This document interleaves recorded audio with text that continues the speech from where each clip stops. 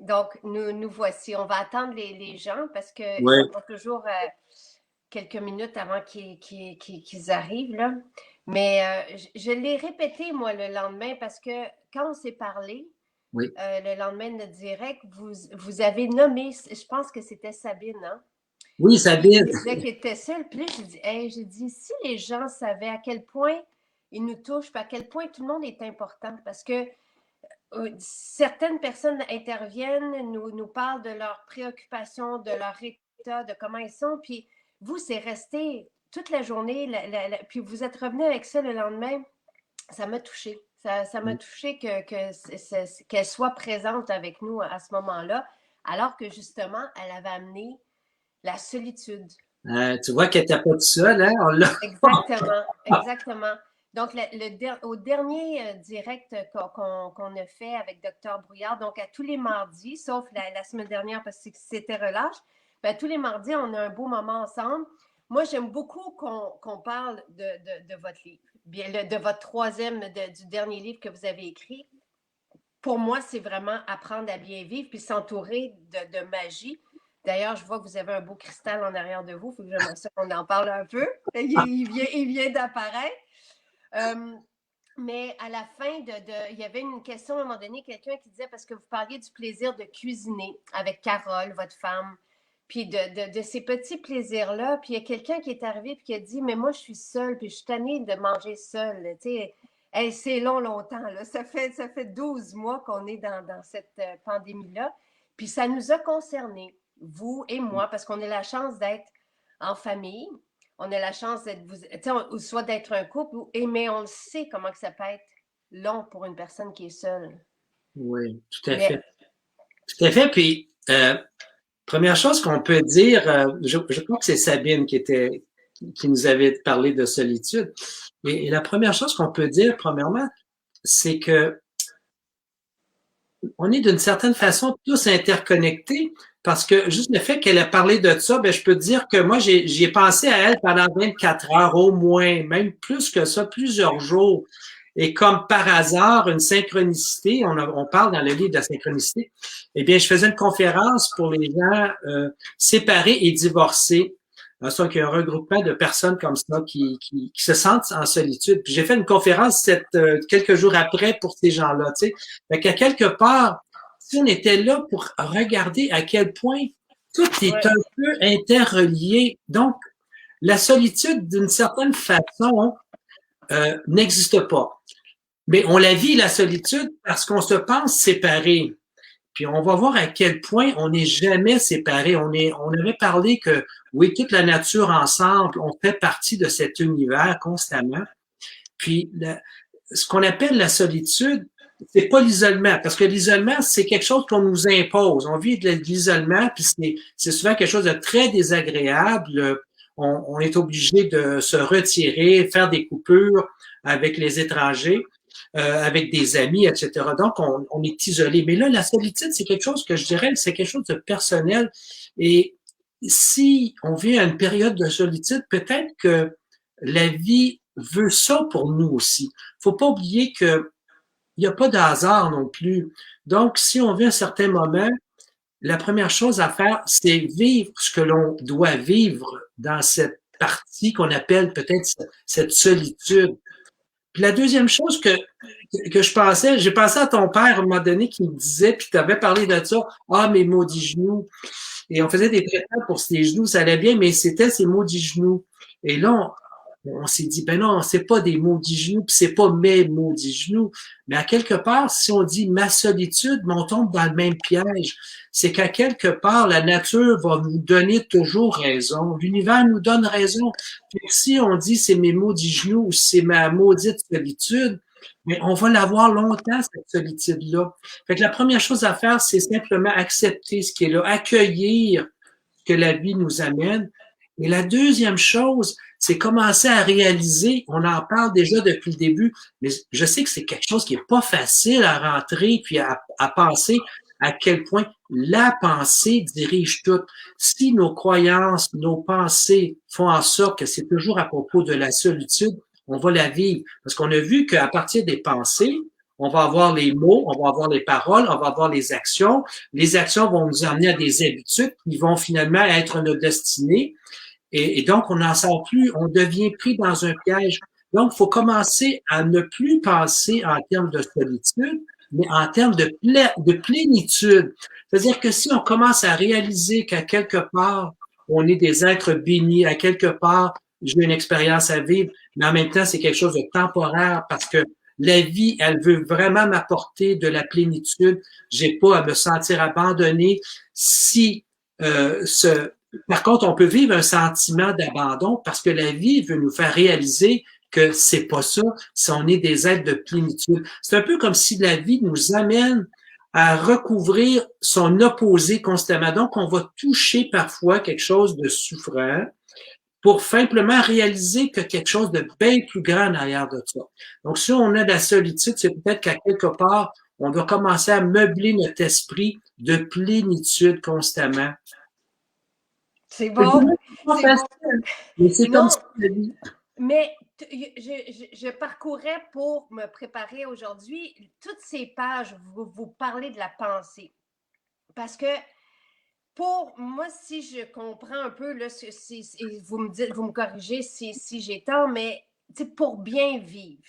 Parce que pour mourir dignement, vous l'avez dit, il y a une préparation à ça. C'est pas du jour au lendemain qu'on meurt dignement. Pour mourir dignement, il faut bien vivre. Oui. Et vous avez été, bon, je ne sais pas si on peut appeler ça une chance, mais c'est toute une expérience d'avoir vu, d'avoir côtoyé la mort. Vous êtes non seulement docteur, vous avez tout ce bagage-là scientifique, mais vous avez l'expérience aussi de la vie humaine, du début à la fin et de la souffrance aussi. Vous avez vraiment côtoyé tout.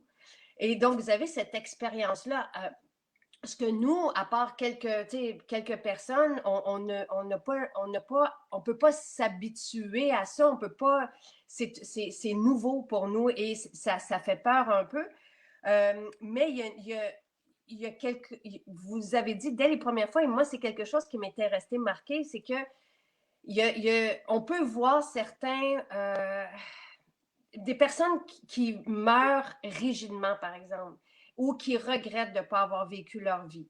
Puis on s'en rend compte à la fin. Si on a la chance là, je ne sais pas si c'est une chance non plus, mais de réaliser ce qui se passe ou des fois, il y en a, il y a la mort. Mais donc, tout ça pour dire que ce livre, c'est une question de vos morts, fait suite au premier livre que vous avez écrit, La santé repensée. Après ça, vous avez adressé la douleur repensée pour toutes les personnes qui souffrent. Et maintenant, ceci qui est drôlement intéressant parce que on capte dans toutes les pages la magie de la vie. Vivre, peu importe nos croyances, peu importe, mais vous nous reconnectez avec justement la physique quantique, avec le mystère qui nous entoure, puis qu'on peut, qui peut nous aider dans tout ça. Donc, je parle beaucoup. Il y a pour bien vivre, pour avoir un beau style de vie, il y a 3 sphères qu'on doit revisiter. Donc, l'état mental, l'état émotionnel et l'état physique. L'état physique, c'est relativement facile. Bien manger, bouger. C'est un peu plus évident. Un peu plus évident, puis on en parle, mais on visite peu l'aspect émotif et peu l'aspect mental et les pensées. Et comment que les pensées nous guident et comment que les pensées se matérialisent. Et c'est donc, vous passez d'un chapitre à l'autre vraiment en visitant ce thème-là des pensées. Et moi, ce que j'ai beaucoup aimé, c'est quand vous parlez vous êtes allé en Inde, puis vous parlez d'un Ramana Maharshi, c'est ça? Oui, oui. Et qui est disparu dans les années 50, mais disparu son corps, mais qu'on ressent encore sa présence. Et parlez-nous de la pensée, parlez-nous de l'impact, parce que vous avez déjà parlé des motos, par exemple, de comment on peut, par notre pensée, influencer le cristal de l'eau. Vous avez fait vous-même l'expérience avec du riz. Donc, peut-être qu'on peut partir de là, puis de voir, de comprendre l'impact de nos pensées sur le matériel autour de nous. Puis après ça, arriver à dire que oui, effectivement, on est tous reliés, puis il y a quelque chose qui reste. Puis même, comme je le dis souvent, même si c'était pas vrai, ça fait du bien de penser à ça. Ça fait du bien. On ne sait pas. Ben, il n'y a personne, il n'y a rien qui a été écrit. Il n'y a personne qui est allé, qui peut. Il n'y a pas de conviction là-dessus. Là. Il n'y a pas est-ce que des données scientifiques sur l'après-mort ou non? Ben, scientifique, c'est un peu difficile parce que le côté, qu'est-ce que c'est que des données scientifiques actuellement? Plus j'avance, plus je réalise que les données scientifiques, il y en a beaucoup, mais sauf qu'on n'en parle pas sous prétexte que c'est pas des preuves suffisamment étoffées. Mais encore là, quand tu fais une réaction A plus B, puis ça donne C, puis à chaque fois que tu fais la réaction A plus B fait C, eh bien, pour moi, ça devient une évidence scientifique. Donc, on retrouve toujours le même résultat après avoir fait. Mais c'est pas parce qu'on ne sait pas comment ça fonctionne que c'est pas scientifique. C'est ça qu'il faut faire vraiment attention. Actuellement, la science, c'est tout mêlé actuellement, la science. Souvent, c'est beaucoup plus qu'est-ce qui est médiatisé qui devient scientifique. Tu sais, le FDA a approuvé telle affaire. Mais pour approuver telle affaire, là, sais-tu que ça coûte entre 100 millions et 1 milliard qu'il faut apporter pour que le FDA mette son sceau dessus? Puis un coup qu'il a mis son sceau, ben on dit ça, c'est scientifique. Mais qui est capable d'arriver avec qui ont des belles choses qui fonctionnent dans la vie, que ce soit au niveau supplément, que ce soit un nouveau traitement, que ce soit FDA approuve. On n'a pas ces sommes-là. Fait qu'il faut faire attention quand on dit scientifique, là. Je trouve que c'est très ambigu actuellement. Il y a de plus en plus des évidences basées sur une science, même si on l'a pas médiatisé de façon at large, ou on l'a pas sanctionné par des grandes corporations qui décident que ça, c'est scientifique. Il y a tellement de choses qui sont aujourd'hui qui fonctionnent bien, et quand tu fais telle chose, ça arrive toujours avec le même résultat. Pour moi, ça devient une évidence aussi scientifique.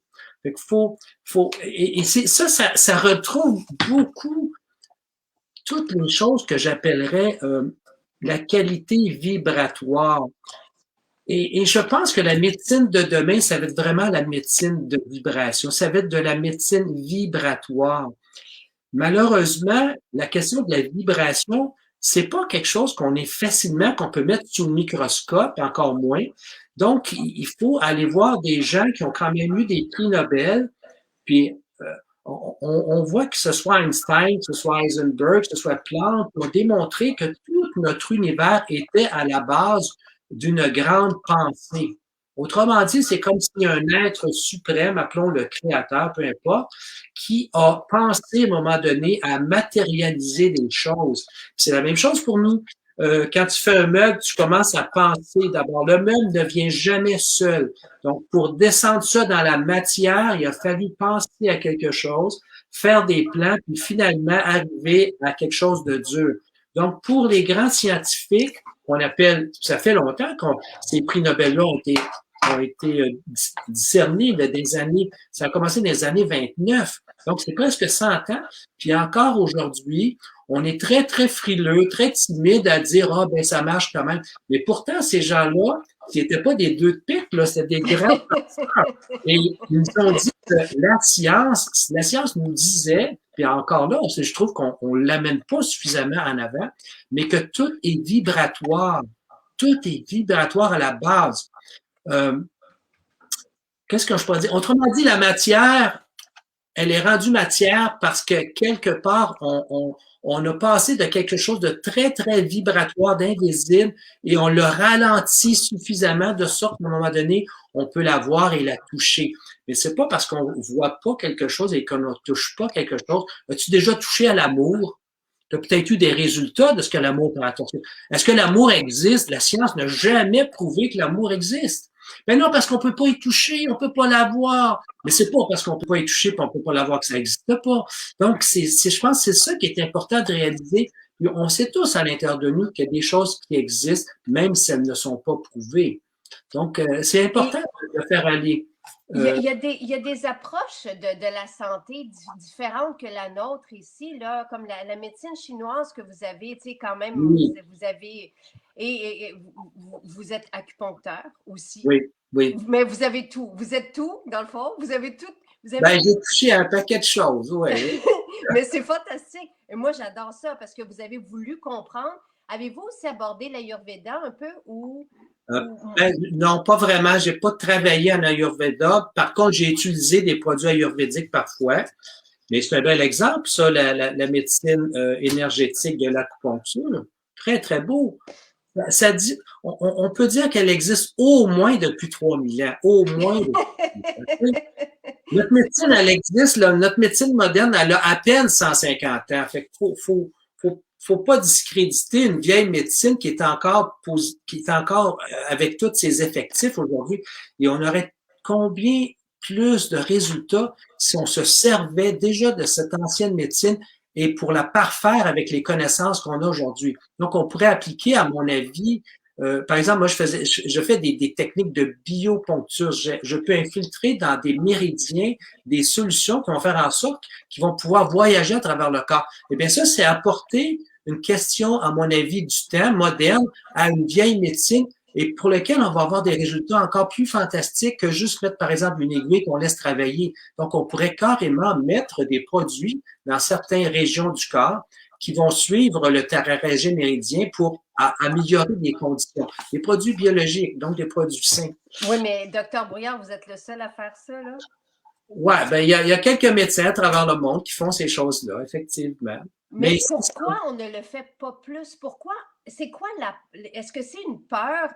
Moi, il y a plusieurs personnes qui se posent la question, pourquoi on favorise pas le compagnonnage de ces différentes approches-là, que ça soit, tu sais, parce qu'il y en a de la sagesse dans le monde là, depuis le temps. Là. Oui, oui.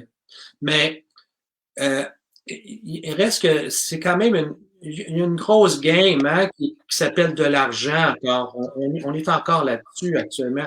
Et des fois, c'est pas toujours à propos des choses qui fonctionnent ou qui fonctionnent pas, des choses qui apportent du bien ou pas. C'est souvent des choses qui rapportent beaucoup.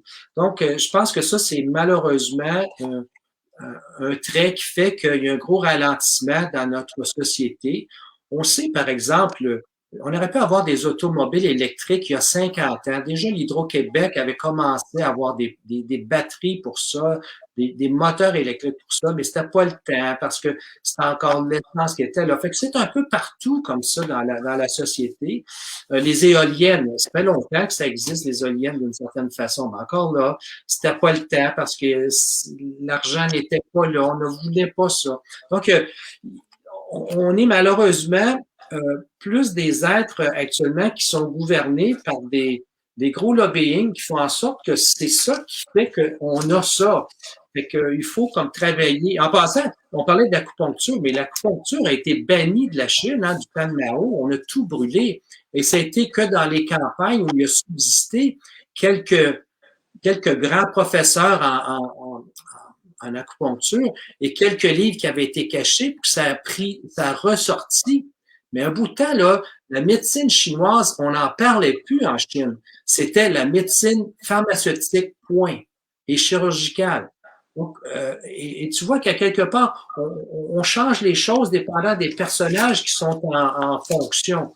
Donc, mais il reste que la conscience humaine, c'est important pour l'être humain de rester avec ces valeurs-là.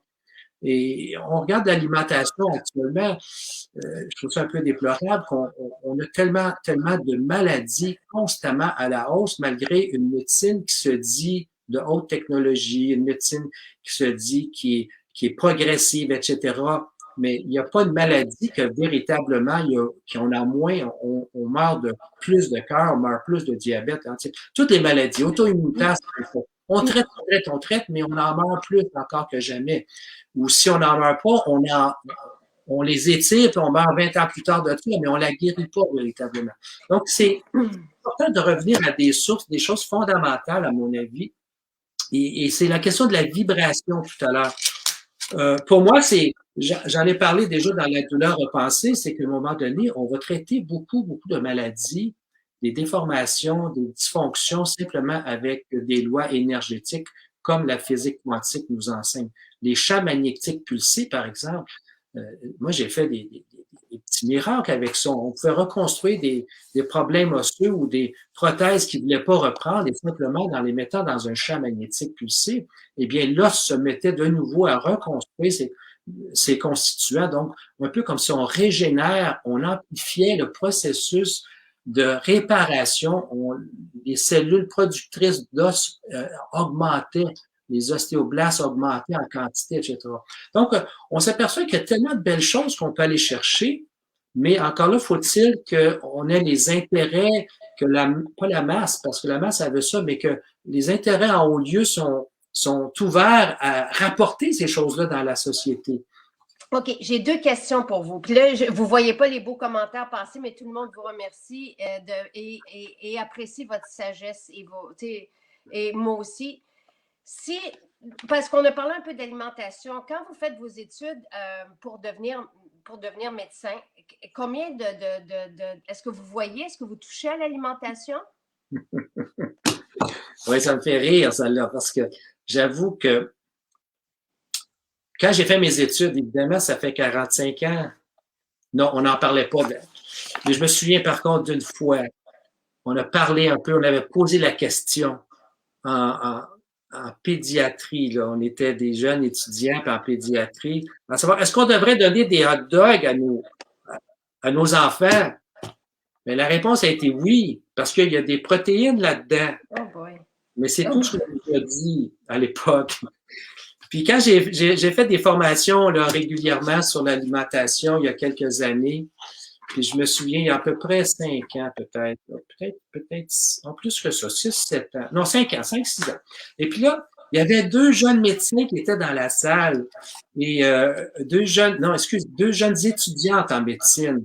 Et ils sont venus me voir à la suite et ils ont dit, on a tellement apprécié ça, docteur Brouillard, c'est des choses qu'on connaît pas. Fait que là, je leur ai dit, mais je dis, on vous enseigne pas c'est quoi la nutrition? J'ai dit, c'est quoi votre curriculum par rapport à combien d'heures que vous passez ou de mois, etc. Elle dit, c'est 4 heures. 4 heures dans un curriculum de 7 ans. Mais j'ai dit, 4 heures, c'est pas beaucoup. Ben, elle dit, c'est pas ça le pire. Comment ça, c'est pas ça le pire? Ben, elle dit, le docteur qui nous a parlé de ça, à la fin de ces 4 heures, nous a dit, de toute façon, c'est pas tellement important. Mais non, il y a des médicaments aujourd'hui. Ah, bon. Fait que tu vois, il était un peu déçu, ces jeunes médecins-là. Et je me souviens qu'à l'époque, j'avais appelé à l'université pour savoir c'était quoi le curriculum. Je dis probablement qu'il exagère, là. Puis on me dit effectivement c'était 4 heures parce qu'il y avait tellement de stock à donner d'autres choses qu'on ne pouvait pas passer beaucoup de temps sur l'alimentation. Fait que je peux comprendre nos étudiants en médecine qui, dès le départ, sont formés avec si peu d'informations qui vont rejeter ces processus-là. On leur montre tellement d'autres choses que comme ils connaissent pas ça, ben ils vont dire non. Je me souviens, il y a quelques années, on a parlé d'acupuncture, ben, j'avais été invité à aller donner une formation aux étudiants en première année. C'est quoi l'acupuncture? Il y avait eu un chiro qui était venu parler c'est quoi la chiropraxie. Il y avait une naturopathe qui était venue parler c'est quoi la naturopathie. Puis j'étais comme tellement content. Au moins, on passait une journée à les sensibiliser à cette approche chez nos jeunes médecins et les étudiants. Et ce qui était comique parce que c'était vraiment la même salle dans laquelle j'avais été à l'époque. Là, je me voyais assis en haut, là, à gauche. Puis là, les étudiants en médecine étaient là. Fait que là, ils levaient leurs mains. Puis ils levaient leurs mains souvent timidement parce qu'ils avaient peur un petit peu de poser une question en homéopathie, en acupuncture, des choses comme ça. Puis là, à un moment donné, il y en a une qui a levé la main. Puis là, elle regardait autour d'elle s'il n'y avait pas trop de monde qui la regardait. Puis là, elle a posé une question par rapport à sa mère qui faisait une technique de médecine naturelle, voir est-ce que c'était bon pour elle à me poser la question sur l'acupuncture, tu sais. Mais tu voyais qu'il y avait un malaise, malheureusement, c'est chez ces gens-là, parce qu'on leur montre pas ça. Et moi, j'espère qu'on va commencer à parler de plus en plus de médecine Parce que c'est aussi de la médecine préventive, de l'acupuncture. Hein, on n'est pas obligé d'attendre d'avoir une maladie sévère installée pour essayer de renverser ça. C'est des choses qu'on peut faire dès maintenant. Puis là, tu parlais d'alimentation. On sait à quel point l'alimentation, c'est ce qui fait partie de l'épigénétique et c'est plus important encore que la génétique. On peut changer la génétique par l'alimentation. On peut changer l'ADN par l'alimentation. Et ça, c'est plus moi qui le dis, ça. C'est dans les grands centres comme Harvard. Oui, à un moment donné, des molécules d'acide aminé que l'on intègre de bonne qualité vont faire en sorte que l'ADN pourrait changer. Et ça, la belle petite histoire là-dedans, et ça a été peut-être le départ pour moi en 2008 à peu près.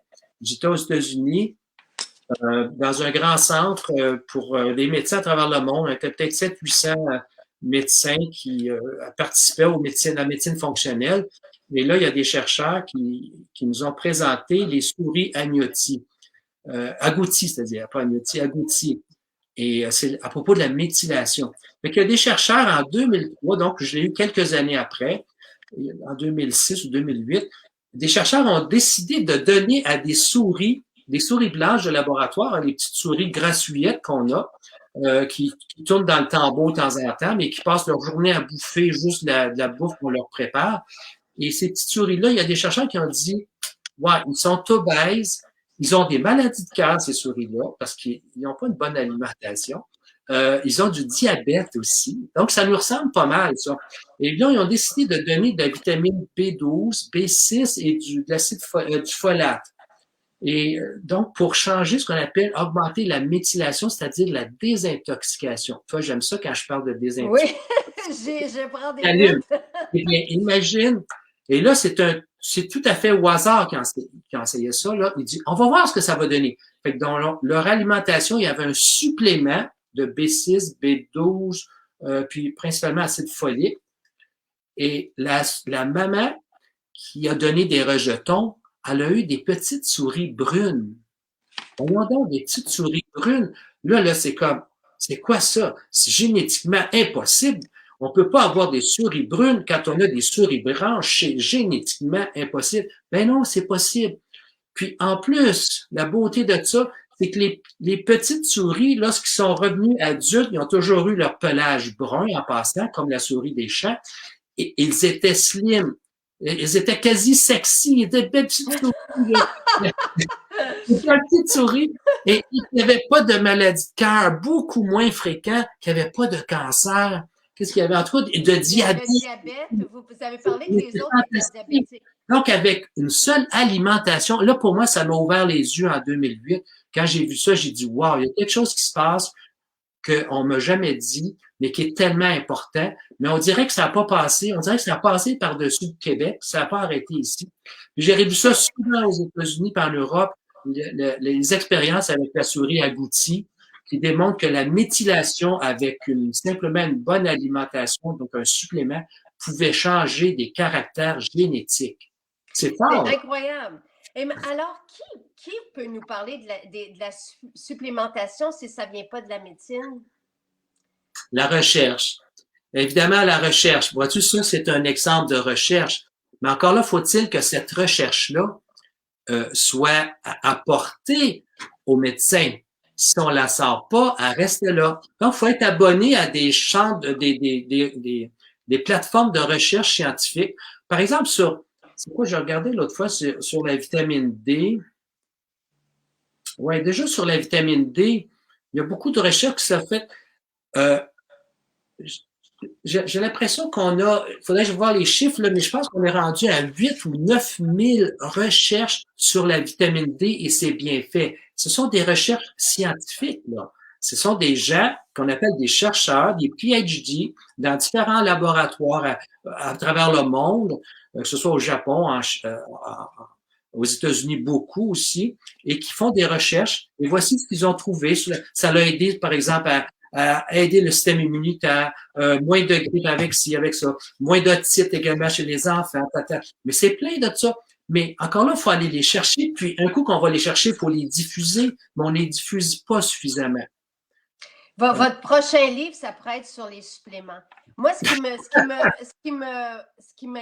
ce qui m'interpelle, c'est que vous avez parlé d'alimentation alors que ce sont des suppléments. Tu sais, c'est un supplément, Oui, c'est un complexe B finalement qui a été oui, donné à la souris et vous voyez ça comme de l'alimentation.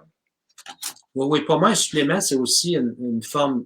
Parce que si on avait véritablement une excellente nourriture, comme probablement la souris blanche aussi, qui est probablement toujours la même moulée, qui a peut-être pas suffisamment de B12, de B6 puis d'acide folique, de folate, ben, elle est un peu en déficience. OK? Donc, elle va toujours continuer à redonner les mêmes problèmes qu'elle a toujours eu. Et c'est bien prouvé que les maladies cardiaques aujourd'hui, il y a un rapport avec avec l'alimentation. On sait que une alimentation plus sucrée. D'ailleurs, on parle de diabète. Le diabète, c'est une maladie de société. C'est pas une maladie inhérente à l'homme qui devrait constamment. On s'en va vers un enfant sur 4 à un enfant sur 3. Là, actuellement, les statistiques nous disent que demain ils vont être diabétiques. Mais c'est parce qu'on a une alimentation ultra transformée et dans laquelle on a rajouté du sucre constamment. On a bouffé du sucre de 25 kilos, du sucre ajouté, là, de 25 kilos à 55 kilos à peu près, là, depuis à peu près même pas 50 ans. Donc, on a 2 fois et demi plus de sucre. Fait que c'est normal qu'à un moment donné, on va avoir des problèmes de diabète à quelque part. Si on regarde les pays émergents comme l'Afrique, la Chine, euh, euh, les pays qui sont en plein développement industriel, eh bien, ces gens-là ont des augmentations d'à peu près de 30 à 120 de diabète. Voyons, ça fait pas partie de l'être humain, le diabète. Là. C'est pas, on dirait qu'on est taxé de diabète dès qu'on atteint un certain âge. Mais tout ça, c'est une question vraiment du mode de vie. Et c'est pour ça que le Cleveland Clinic avait dit à l'époque, là, il y a 7-8 ans, il disait que 60% de toutes nos maladies sont dues justement au mode de vie qui est pas bien équilibré. On est responsable de 60% de toutes les maladies. Imagine les centaines de milliards qu'on dépense en traitement, surtout en malaise, parce que c'est pas drôle d'être malade non plus, mais et tout ça parce qu'on n'a pas de prévention. On attend tout le temps d'avoir une pilule pour un symptôme. Alors, la médecine fonctionnelle, c'est ça, quand j'écris le premier livre, la médecine fonctionnelle, c'est la médecine qui s'en va en amont, dire qu'est-ce qui a commencé en haut, quelle est la cause. Et ça, c'est vraiment enfantin, c'est pourquoi. C'est la fichue question et non pas dire, OK, il y a mal de tête, on va donner un analgésique. Pourquoi j'ai mal à la tête? Quelles sont les 10 causes possibles? Et moi, c'est quoi la cause qui fait que j'ai mal à la tête quelque part? Sinon, on soulage, on enlève ça au plus vite en éteignant avec un analgésique. Mais c'est pas ça qu'on a besoin. On a besoin véritablement de comprendre qu'est-ce qui se passe en nous. Et le jour où on trouve la cause, eh bien, la maladie disparaît aussi beaucoup plus facilement. Donc, on est responsable de 60% de Ben, nos... c'est ça que j'allais dire. Oui, OK, mais à partir du moment où il y a 60% des maladies qui peuvent être évitées par un beau style de vie, c'est qui qu'on va suivre pour écouter le beau style de vie si on ne l'enseigne pas où est-ce qu'on se retourne? Qui va nous dire quel supplément prendre, quelle alimentation choisir? Tu sais, c'est comme quand est-ce qu'on va arriver à ça? Parce que les anciennes médecines, de vous parler tantôt que la médecine chinoise avait 3000 ans, inclut le style de vie, inclut l'alimentation, inclut les respirations. On parle de, tu sais, l'Ayurveda, la méditation fait partie le yoga fait partie de leur approche à la santé depuis des milliers d'années. Donc, nous, à part vous. Mais je trouve que de plus en plus, il y a des gens, j'appelle ça du phénomène de conscientisation. Il y a des choses qu'on ressent à l'intérieur de soi qui dit ah, c'est ça la bonne affaire, ah, c'est ça que j'ai besoin. Et donc, on commence par découvrir le médecin intérieur. Ben, c'est ça le livre, hein, La santé repensée. Notre bon ami Guy Corneau a parlé du découvrir notre médecin intérieur. Lui, c'est comme ça. Puis il est tellement qu'en France, pour les Français, c'était découvrir son médecin intérieur. C'était le titre qu'il a donné au livre là-bas pour changer la jaquette. Mais et ça, je pense que c'est tous et chacun pour l'instant d'aller chercher ça. Puis peut-être qu'un jour, dans nos gouvernements, on va avoir des gens qui vont être véritablement en rapport avec ça. Mais il reste que, et ça, faut bien, on peut pas le cacher, c'est comme ça que ça fonctionne. On a parlé du pétrole tout à l'heure, on a du pétrole parce que le lobbying de l'industrie pétrolière, il est là. Fait que les autos électriques, on commence juste à en avoir. On aurait pu avoir ça il y a bien longtemps. Fait que c'est un peu partout dans tous nos domaines. Puis évidemment, au niveau de l'alimentation, c'est encore plus. C'est probablement le plus gros. On peut pas s'empêcher de manger. On a besoin de ça. On pourrait s'empêcher des autos un jour peut-être, mais on peut pas s'empêcher de manger. Donc, la nourriture est, à mon avis, quelque chose de sacré. C'est tellement important de garder la qualité nutritionnelle de nos aliments et surtout empêcher nos aliments d'être transformés comme c'est là. Il y a M. Legault qui a dit à un moment donné, manger bio. Là. Il a dit ça 2 fois. Wow, venant d'un individu comme ça, au placé, mais demain, il faut vraiment l'appliquer aussi. Il faut que ça rentre dans nos services, dans nos universités médicales aussi, à quel point le biologique a une importance dans la qualité. Oui, mais là, je veux pas être plate, mais après ça, il y en a plusieurs qui disent ça veut rien dire le bio, tu sais. Ben oui, mais ça veut rien. Non, non, attention. Ce qu'ils veulent dire, ces gens-là, c'est que le bio n'est pas nécessairement toujours sanctionné comme étant bio. Je suis d'accord parce qu'on Ça, a c'est vrai. Oui. on n'a pas un organisme qui dit et qui pourrait avoir une certaine sévérité, dire hey, c'est pas bio, puis il y aurait une amende si c'est pas bio, tu sais. Mais il reste quand même que c'est 80%. Ben c'est 80%, je me dis, de sauver. Et moi, je peux dire que je prends bio, j'utilise de plus en plus bio, puis il y a une conscience dans la qualité des gens qui font des produits de plus en plus. On va chercher des produits de qualité, souvent par des gens de qualité qui les font aussi. Ils mettent pas n'importe quoi. C'est la même chose pour toi. Moi, à un moment donné, quand j'ai vu Monsanto, plein de tous les produits OGM, tout modifiés génétiquement, et puis qu'à un moment donné, c'est rendu avec une compagnie pharmaceutique comme Bayers. Et ben voyons donc, c'est quoi ce mariage d'une compagnie qui est là pour les produits, les pesticides, les herbicides, etc. Puis d'un autre côté, une compagnie qui est là pour la santé des gens, mais ça va pas ensemble vraiment, là. On a 500 additifs alimentaires au Canada qui sont supposés d'être innocents, là. Je ne sais pas jusqu'à quel point, ils sont peut-être innocents jusqu'à t'en prendre 2, 3, mais la plupart de tous nos aliments, je trouve ça désastreux. Quand je vais faire l'épicerie, que j'ai 32 produits là-dedans, dont plusieurs, je suis même pas capable de lire ce que ça veut dire, bien, à quelque part, je le remets au comptoir. Quand j'ai besoin d'un aliment, je vais chercher l'aliment que j'ai besoin. Je veux pas besoin des 32 éléments qui sont avec. Fait que, et ça, il faut comprendre ça à un moment donné. Il faut arrêter de transformer constamment tous les aliments pour que les aliments puissent rester sur le comptoir pendant 2 semaines sans entrer en putréfaction. Mais oui, mais il y a un prix à payer, ça. Parce que faut bien penser, on a parlé du microbiote. Hein? Puis ça a pris du temps avant d'accéder au microbiote, de dire ah oui, le microbiote peut donner des maladies si notre microbiote est tout débalancé. Eh bien, tous ces microbes intestinaux que l'on a, avec qui l'on vit, bien, on est un peu le résultat physique et même psychologique des bactéries qui sont nos hôtes. Et ça, c'est dur à croire, là, mais de plus en plus, on relève même des problèmes psychologiques au fait que le microbiote est débalancé chez des individus. Donc, pas juste la santé physique, mais même au niveau psychologique. Ça va loin, là. Ça va très loin. Ah, ça va très loin. Et le jour où on commence à bouffer de la viande génétiquement modifiée, mais qu'est-ce qui va arriver avec les bactéries qui reçoivent ça? Eux autres, ils vont commencer, eux autres aussi, à se modifier génétiquement. T'as pas le choix.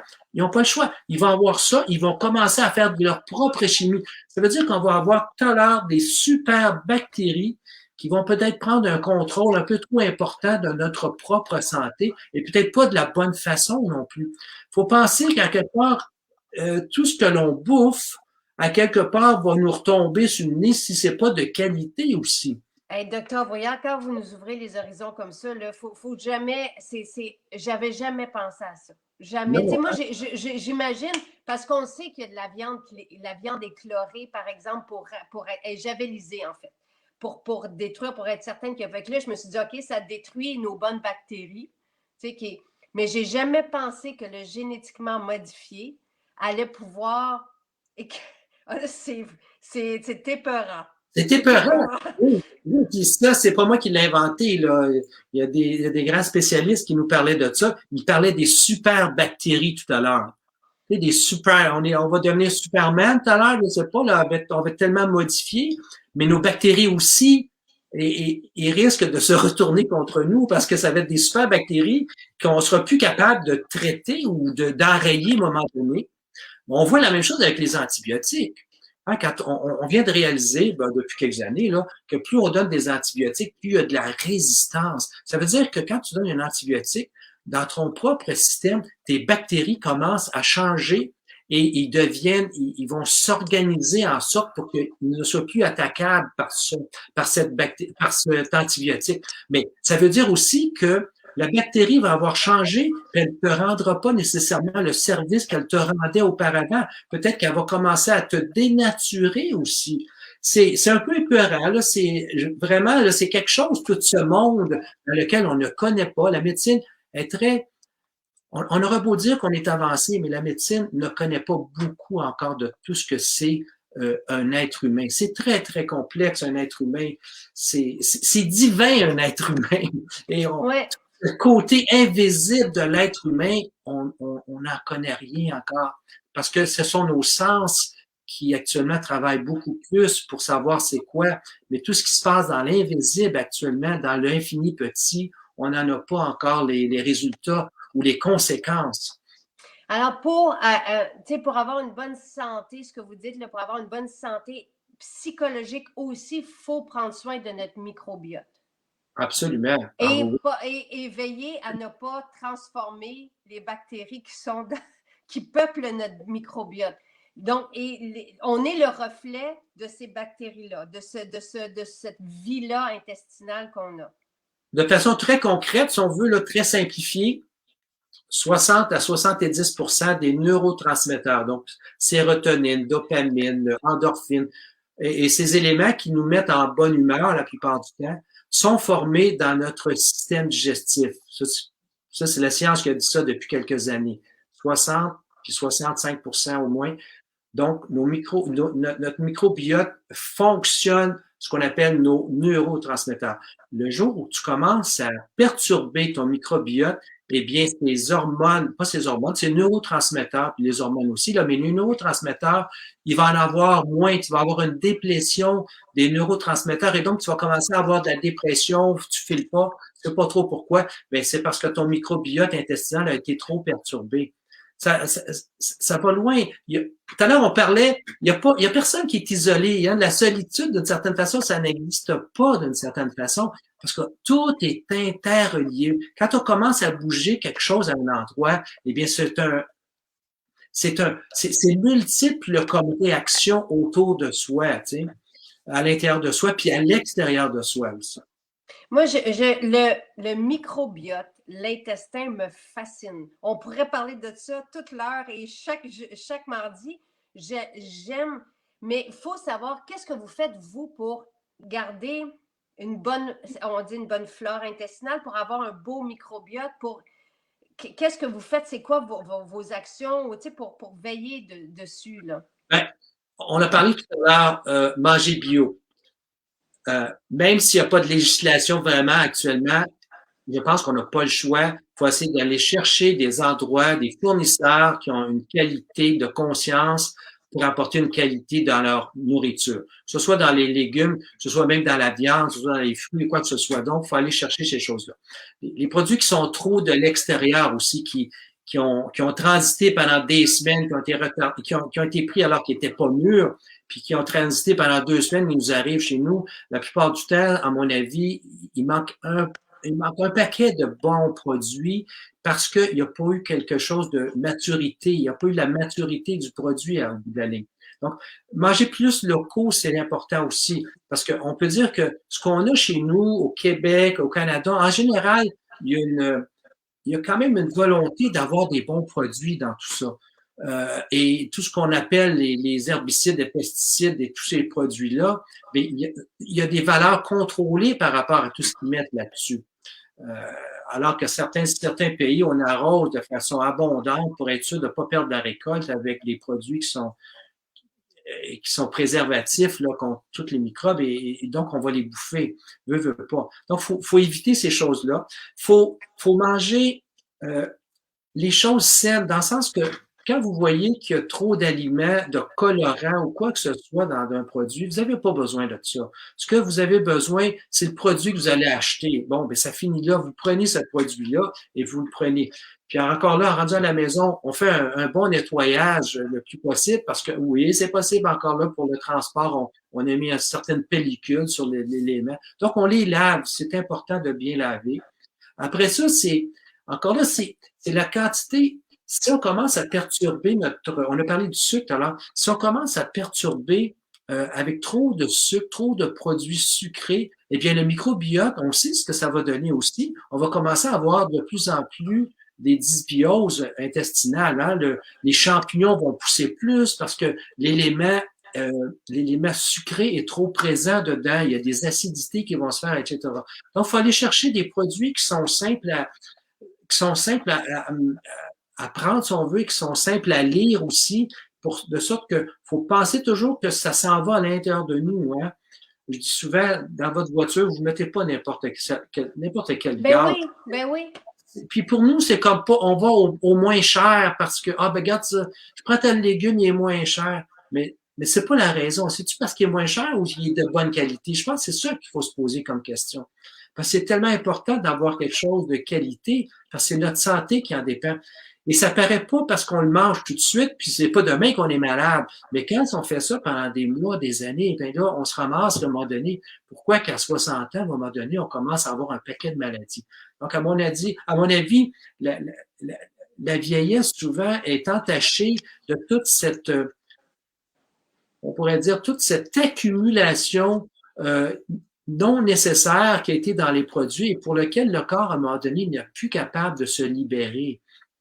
Est-ce qu'on parle de l'inverse de détox ici? Est-ce qu'on parle d'encrassage? Ben oui, c'est sûr qu'il y a un encrassage. On fait des tests, par exemple, avec le foie. Bon, le foie, c'est notre laboratoire de désencrassage ultimement. C'est vraiment le foie. Hein? 200 000 réactions à la seconde. Tu peux t'imaginer comme quelle sorte de laboratoire qu'il y a là-dedans. Eh bien, oui, on a fait des études. Il y a des gens qui vont métaboliser 100 fois plus vite un produit que d'autres à travers leur foie, simplement parce que le foie est encrassé. Mais la plupart des gens aujourd'hui ont un foie qui est stéatosé, qui est encrassé par le gras aussi, le mauvais gras, parce que on n'utilise plus, on le brûle plus. Donc, quand on bouffe trop de sucre, il va se transformer dans des parties comme des triglycérides et ça va faire des amas blanchantes à travers le foie. Et le foie va même grossir. Il peut aller jusqu'à 2 fois son volume tellement il est comme rempli de ça. Et ça vient pas c'est pas une génération spontanée. Ça vient à un moment donné on a pris trop de produits, trop de sucre, etc., qui ont été finalement emmagasinés sous forme de toxines dans le corps humain, finalement. Que ce soit de la cellulite, que ce soit de la stéatose hépatique, mais tout ça, ce sont des phénomènes d'engorgement. Et le jeûne, on a parlé déjà de jeûne aussi, le jeûne, c'est important. Bien manger, c'est important. Manger moins aussi, c'est important. On mange tellement trop. On voit là depuis quelque temps à quel point il y a des milliards, il y a des milliards de tonnes de nourriture qui sont gaspillées régulièrement à chaque année. Et semble-t-il que même au Québec, on est des bons gaspillards dans tous les produits de consommation alimentaire. Mais encore là, premièrement, c'est qu'on mange trop, donc on gaspille aussi notre santé, on gaspille notre argent, puis on tue énormément de végétaux puis d'animaux inutilement aussi. Donc, on voit à quel point cette conscientisation planétaire est tellement importante. Cette consommation, finalement, à outrance fait en sorte que on est en train de mourir, on est en train de s'éteindre à petit feu parce que l'environnement autour de nous aussi est en train de dépérir. Que ce soit de la consommation, même des biens de consommation aussi, on en consomme trop. On n'utilise pas assez nos produits assez longtemps.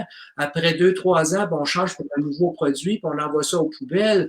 Mais tout ça, à quelque part, on ne sait plus où mettre nos déchets, même. La pauvre planète, à un moment donné, est en train de couler, elle aussi, là, à Et travers. c'est la terre qui nous nourrit, c'est la terre, les océans qui nous nourrissent. Et là, c'est rendu qu'il y a des médicaments partout. Dans les eaux, il y a du plastique, il y a des ingrédients hyper toxiques qui déforment les coraux. Donc, c'est quoi l'impact que ça a sur nous?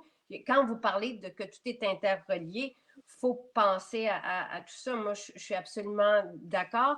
Et quand vous parlez de sucre, je trouve ça important de dire que c'est pas juste le sucre sous la forme de sucre blanc.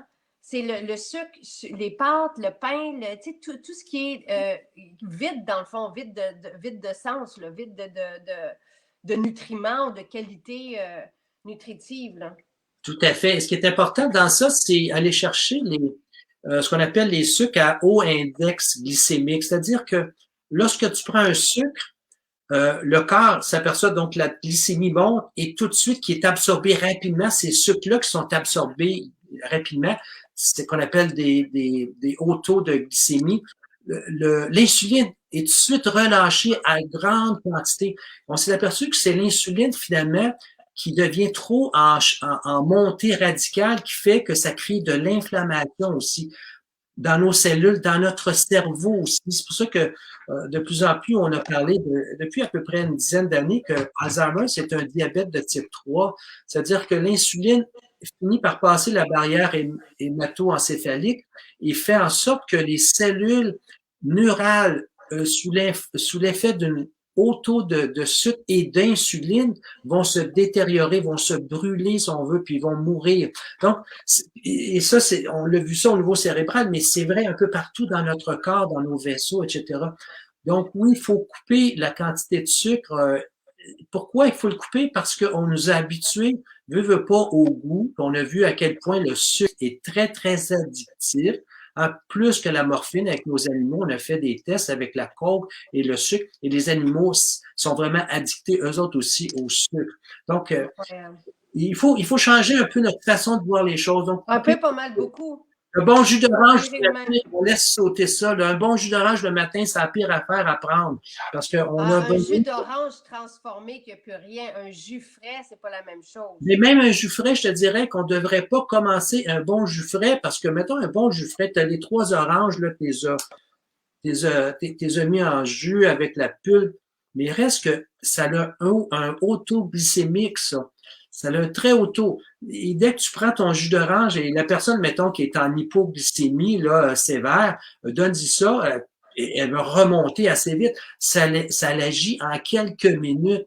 Mais c'est ça qu'il faut éviter, ce qu'on appelle ces pics d'insuline et de glycémie constamment pendant la journée. Donc, il faut prendre des sucres retardés, des sucres qui vont se libérer lentement dans la quantité, dans le corps aussi. Et le jus de citron le matin, est-ce que vous aimez ça? Oui, moi, je le conseille, le jus de citron, absolument. Oui. OK. Ouais. C'est pas, encore là, c'est pas une grosse quantité. Tu peux prendre ton citron, tu le coupes en 4, puis tu peux prendre simplement le quart de ton citron que tu mets dans un verre d'eau et commencer le matin avec un grand verre d'eau. Je trouve ça une bonne journée, une bonne façon genre de désintoxication, si on veut. On fait un nettoyage au cours de la nuit à travers ça aussi, avant de commencer. Puis on devrait prendre souvent de l'eau aussi. C'est une autre chose qu'on ne pense pas bien souvent, de boire davantage. On pourrait boire un peu avant chaque repas, on devrait boire aussi pour justement avoir une espèce de satiété parce que des fois, on a tellement faim on va prendre une trop grande quantité avant que le message passe parce que l'estomac n'est pas distendu. Mais déjà, avec de l'eau dans l'estomac, on commence à manger puis on dit, oh, on a assez. Parce que l'eau aussi, ça remplit avant qu'elle soit assimilée. De sorte que c'est comme un frein si on veut une trop grande quantité de produits qui vont arriver par la suite. Encore faut-il que l'eau soit bonne et non chlorée. Oui, on pourra parler de l'eau éventuellement. Oui, encore. Je le mets sur la liste pour la semaine prochaine. Dans votre livre, vous nous apprenez pour l'état mental, là, vous nous apprenez à prendre conscience de nos pensées. Et il y a quelques techniques aussi, comme la technique stop pour voir, pour réaliser l'impact. Mais ça peut, c'est ça qui est magique, c'est que oui, il y a un impact négatif au hamster qui tourne tout le temps dans notre tête, mais il peut avoir un impact ultra positif si on sait que nos pensées ont ce pouvoir-là de matérialiser, de concrétiser. Ça, là, on n'a pas beaucoup abordé, parce que moi, je vais aller vers votre cristal en arrière, mais vous parlez beaucoup de la pensée dans le livre. Donc, avoir un bon état mental, oui, un bon état physique, un bon état mental, puis un bon état émotif rempli de gratitude. Pour moi, ça, c'est bien vivre sa vie. On va tous mourir, mais comment vit-on notre vie? Est-ce qu'on la vit? Pas besoin de faire, pas besoin d'exploits, mais d'être conscient des petits bonheurs quotidiens. Moi, il faut que je me parle à tous les jours pour me dire, Jacinthe, puis de voir aussi qu'est-ce que j'aime, qu'est-ce qui me fait plaisir, c'est les plantes, c'est les oiseaux, c'est évidemment être avec mes enfants et de profiter de tout ça, puis d'être dans cet état émotif de reconnaissance, de cette chance-là de vibrer, parce que sinon, j'ai peur d'arriver à la fin, puis on ne sait jamais quand la fin peut être là, puis de dire, hey, j'ai passé complètement à côté, tu sais. J'ai pas profité, parce que c'est ça, profiter de la vie, bien vivre, avoir de la joie de vivre, c'est de capter les petits moments et cette magie-là. On a le temps, on va se revoir mardi prochain, mais parlez-moi du cristal qui est derrière vous, oui, parce que je sais que vous avez un intérêt aussi pour les pierres. Oui, j'aime ça parce que ça fait 3 fois que je t'entends bien vivre. Et c'est vraiment ça. Ça m'a tellement fait plaisir quand tu as résumé mon livre. Ça nous dit comment bien vivre. Oui, c'est tellement important. C'est parce qu'on a vu la santé avec les suppléments, et là, c'est une question de la vie, effectivement, puis à travers la pensée. Et malheureusement, les sciences, les neurosciences nous disent que malheureusement, l'être humain garde à peu près dans toutes ses pensées, les 40 000 pensées par jour qui l'habitent. Il y en a qui disent jusqu'à 50 000, là, mais que plus que la majorité, 60-70% de ces pensées-là sont du mode négatif. Ben, c'est ça. Ça fait partie si on veut, de notre cocologie, de garder les choses plus négatives dans notre tête. Ruminer. De ruminer, oui. Puis bien souvent, on le rumine même pas parce qu'on ne sait même pas que c'est dans notre arrière-pensée, c'est dans notre inconscient qui fait que la pensée négative est encore allumée, mais tu n'en as pas conscience. Et tu as parlé souvent de M. Emoto, et M. Emoto nous a dit que lorsqu'il y avait une pensée où il y avait une écriture, ça changeait la qualité de l'eau. Parce que l'eau, c'est un cristal, hein? C'est un cristal liquide. Les ordinateurs, c'est à propos de ça. On pourra en parler la prochaine fois des cristaux, à quel point. Mais moi, j'aimerais que, à partir du moment où on met une étiquette, par exemple, sur un verre, et qu'on va titrer cette eau-là, et l'étiquette qu'on a mise, supposons, c'était le mot amour, eh bien, on fait des beaux cristaux. Si l'étiquette, c'était je taillis ou lait ou quelque chose de négatif, eh bien, on ne pouvait pas former des cristaux. Qu'est-ce qu'on peut faire maintenant chez soi? À partir qu'on sait ça, là, je te dirais que juste un verre d'eau, on pourrait déjà mettre quelque chose au verre d'eau, écrire ça dessus tout le temps, dans le gobelet que vous buvez, ben marquer, je sais pas moi, amour, joie, harmonie, beauté. Fait écrivez-le, pensez à l'acte, faites-le parce que c'est quelque chose qui va vous faire penser aussi quand vous allez boire votre eau à vous unir avec ce que vous voyez là. Donc vous allez boire de l'harmonie, c'est miraculeux. Et moi je vais plus loin que ça, c'est que à l'entrée de la maison, le tuyau qui arrive à l'entrée de la maison, c'est de l'eau morte. C'est de l'eau morte. Elle a circulé pendant des kilomètres à la noirceur sous la terre. Elle n'a aucun mouvement.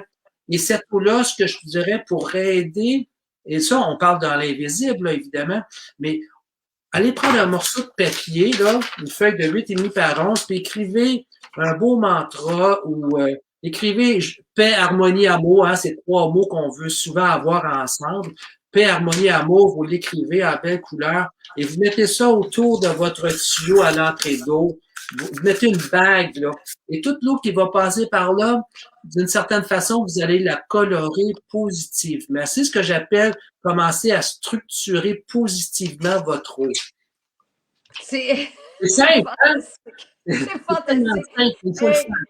moi je disais ça, ça serait épouvantable. Ça serait ça. Moi, j'apprécie tellement. Et moi, j'aime tellement. Vous me permettez de renouer avec cette magie-là et on en parlera parce qu'il y a le pouvoir de la pensée collective aussi. Tu sais, vous en parlez. Et oui, il y a le côté négatif, évidemment, mais il y a tout le côté positif.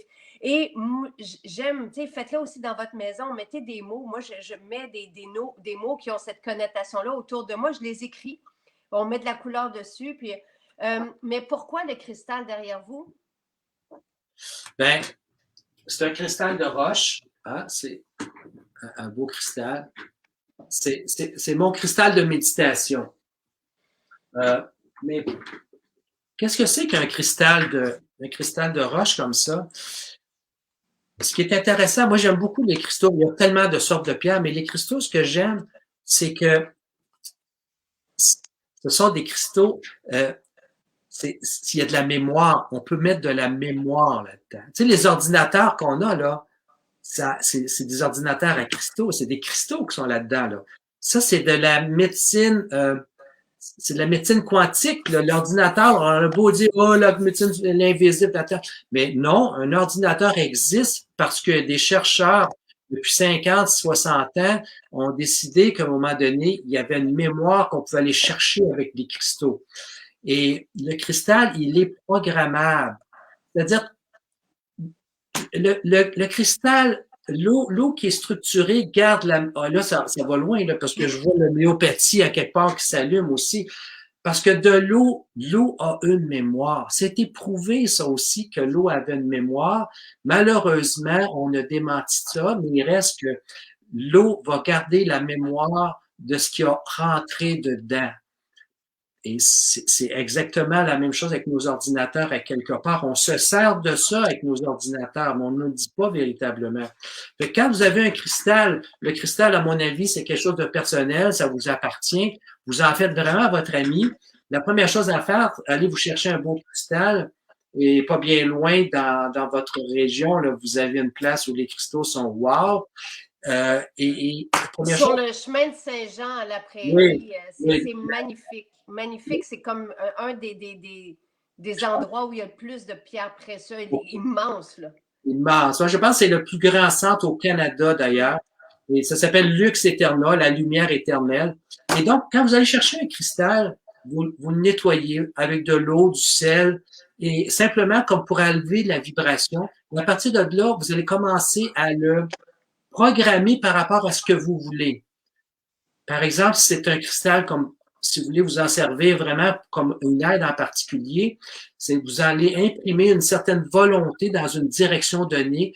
Il va faire en sorte que le cristal va être capable de générer ça et vous retourner ça également pour vous.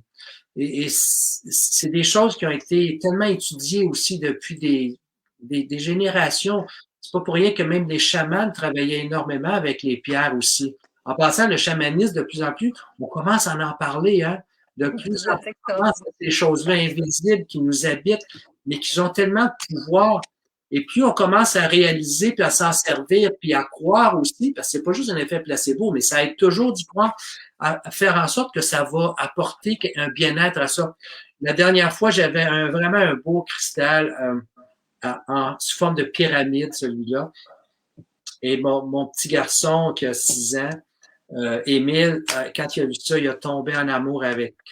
Puis là, je dis à Carole, je pense qu'on va lui laisser quand il va partir, là. Et puis, effectivement, on lui a donné un cadeau. Ah, là, il était tellement, il nous a écrit une belle lettre après, là, comme quoi il était tellement content d'avoir eu ce présent. Une petite pyramide, à peu près grosse comme ça. Et pour lui, ça lui parlait déjà, ça. On a vu ça, ben, quand on avait fait notre groupe, hein, à quel point les enfants, pour eux, c'est la magie. Ils l'ont déjà. C'est la magie. On leur a enlevé ça à un moment donné, mais ils savent des choses qu'on a oubliées finalement, les enfants. Et ça, c'est ce que j'appelle la vibration. Il y a des choses que les jeunes savent très bien, pertinemment, et c'est pas juste dire, ah, c'est des caprices d'enfants, c'est une réalité que les enfants ressentent, que les enfants peuvent entendre, que les enfants peuvent voir. Dans mon livre, je parle de Philippe, qui à un moment donné, tu sais, à propos, Philippe qui voyait les êtres au-dessus de l'éventail, là, le petit bonhomme qui était assis sur l'éventail. Je sais pas si, oui, j'en parle dans ce livre-là. Donc, les enfants voient des choses que l'on ne voit pas et graduellement perdent cette faculté de voir dans l'invisible parce que, en tant qu'adultes, ils comprennent que ouais, c'est pas des choses que les gens voient et à un moment donné, on efface ça de notre vision. On ne peut plus avoir cette faculté, si on veut, de voir dans cette partie invisible. Fait que c'est des choses que les jeunes, faut vraiment, je pense qu'il faut commencer aussi avec nos jeunes, leur donner cette possibilité-là, puis d'embarquer avec eux, avec leur ressenti, puis leur vision de ce que c'est. Et je pense qu'on va avoir de plus en plus des jeunes qui vont être, ben je regarde même les émissions que les jeunes, c'est tous des super-héros, sont doués de pouvoirs fantastiques. Tu sais, tu dis, nous autres, on regarde ça, on dit, hey, ça n'a pas d'allure, là, tu sais, ils font tout. Mais c'est tout à travers le pouvoir de la pensée. Ils génèrent des choses, ils envoient des éclairs à quelque part. Tu vois l'espèce de magie qui est en train de s'opérer. Et ces gens-là commencent déjà à percevoir que l'être humain, ils sont tout petits bonhommes, tout petites bonnes femmes, voir à quel point l'être humain, c'est des Superman de demain, des Supergirls de demain. Et Hulk, saviez-vous que Hulk a fait de la méditation maintenant ou apprend à respirer? Hulk, le Oui, robot, oui, là, oui. ça a changé depuis les années. Donc, pour la belle histoire, c'est qu'on avait des camps d'été, puis Dr Brouillard, il y a à peu près 2-3 ans, était venu passer un après-midi avec les enfants, puis a présenté des pierres, et c'était magique, et vous leur aviez montré à méditer. En fait, vous aviez fait une méditation avec eux. Oui. C'était super. On avait parlé d'un beau livre justement sur Emoto, mais c'était le livre pour les enfants.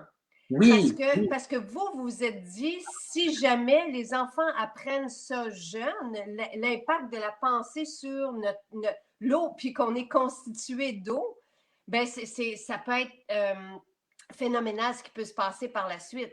oh oui. Je pense que ça vaudrait la peine. Il est tellement bien fait, ce livre-là. Je l'avais sous la main hier. Je l'ai mis à quelque part. Fait que le petit livre des motos sur l'eau, ça vaudrait la peine pour nos jeunes, que la plupart des mamans puissent l'avoir, les grands-mamans aussi, les grands-papas, de montrer aux jeunes à quel point ils peuvent aller chercher justement ces outils-là. Et plus ces gens-là vont y croire, eh bien, plus les effets vont se multiplier, puis ils vont leur apporter fruit aussi. Et je trouve ça tellement bien fait. Hein, je pense qu'il se vend à peu près comme 7 $ ce livre. Ouais, ouais. Moi, il m'en reste, je pense qu'il m'en reste à peu près une centaine encore. Faudrait faire Nous, quelque chose pour nos, on faudrait pourra le faire quelque remettre chose sur pour le les lab. gens éventuellement. Que Parce que nous, une commande, ça pourrait être intégré à une commande de légumes qui arrive. oui, absolument, Il avec votre faut livre, vraiment mais développer ça chez nos jeunes. oui, Cette possibilité de ce qu'ils ont à l'intérieur d'eux autres. Et c'est à propos justement de la pensée.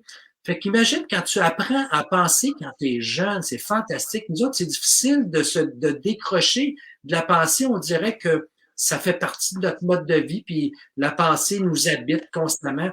Mais le plus qu'on va réaliser qu'on a un pouvoir sur les pensées qui nous habitent, ben le plus notre vie va se dérouler de façon harmonieuse et on va créer la vie qu'on veut créer aussi. et on peut changer en plus.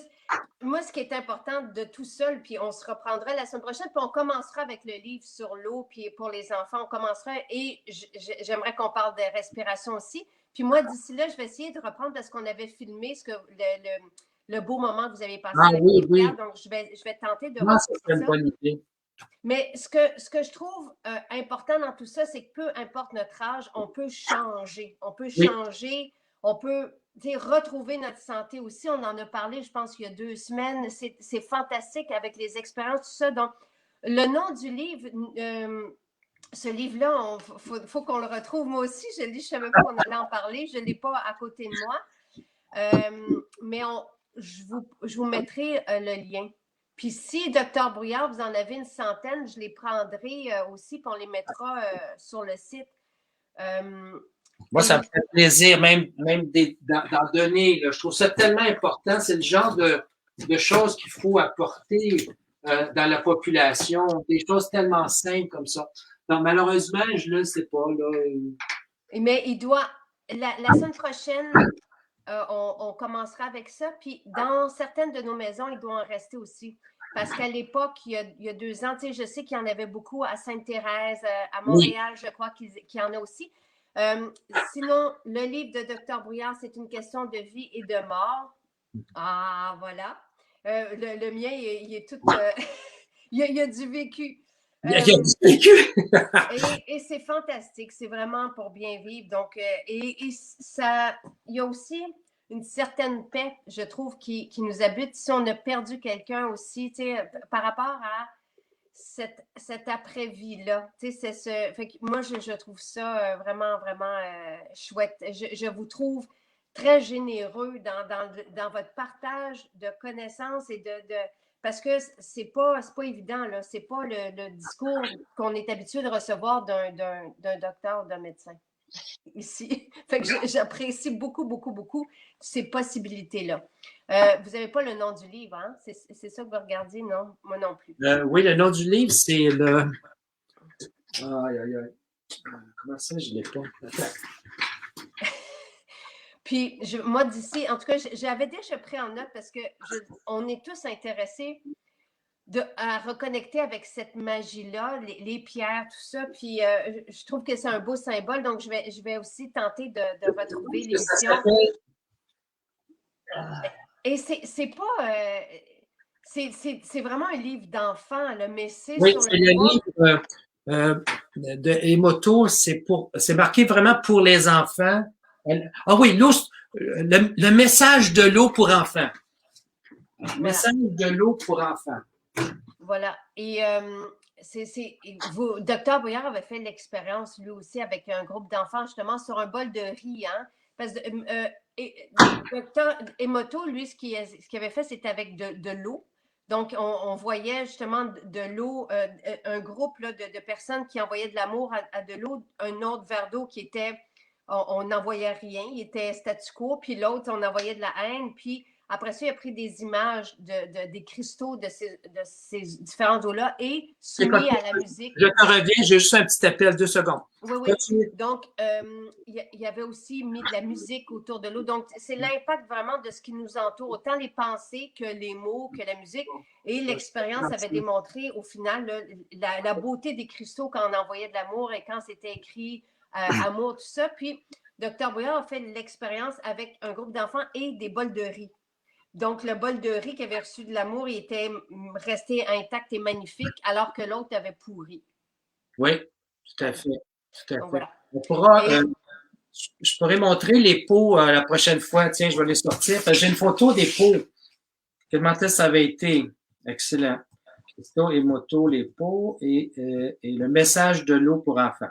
Pour enfants de Masaru Emoto. Et les gens vous remercient de la belle heure qu'on a dépassée en passant ensemble. Merci tellement pour ce live. C'est tout un trésor. Et les gens sont fascinés par les pierres aussi. En fait, vous savez ce que je comprends de ça, moi, parce que je pense qu'on a envie de reconnecter avec cette magie-là. Puis même si on est adulte, on a besoin de retourner vers ça. Ça donne du sens à nos journées, je pense. Donc, on reprendra tout ça la semaine prochaine. Et respiration.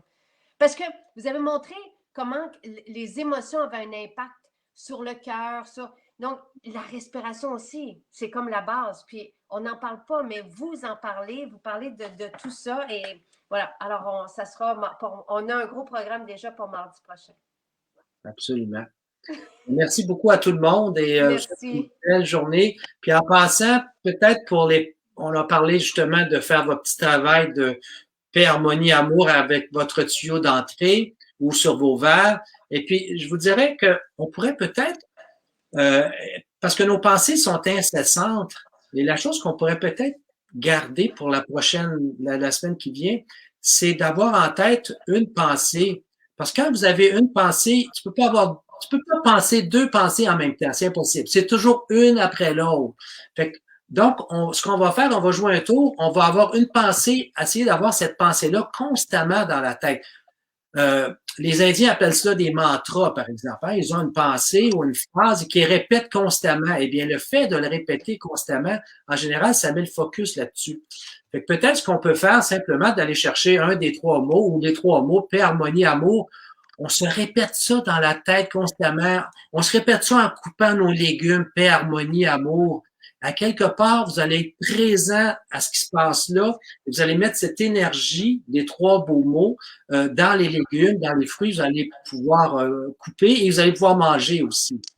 Et j'aime ça quand vous nous donnez des exercices. Ça nous prendra un exercice à chaque semaine pour apprendre Oui, c'est à bien. vrai, hein? Oui, bravo. Ben ça en était un, puis la semaine prochaine, on va en donner.